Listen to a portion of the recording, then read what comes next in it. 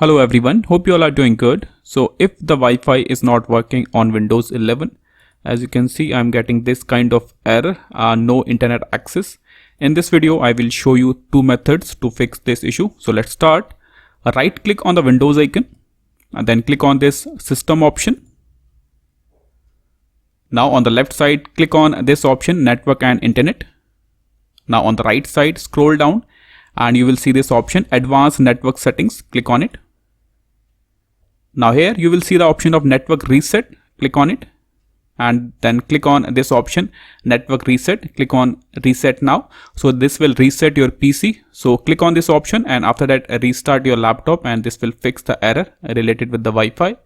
Now move on to the next method. If you're still getting the same issue, check the Windows services. So click on the search icon or you can click on this Windows icon. Then click on this search box and type service. Click on this services option. So these are the Windows services you have in your system. Now you have to search for a service called WLAN Auto Config. You can see the service WLAN Auto Config. Right click on it, then click on properties.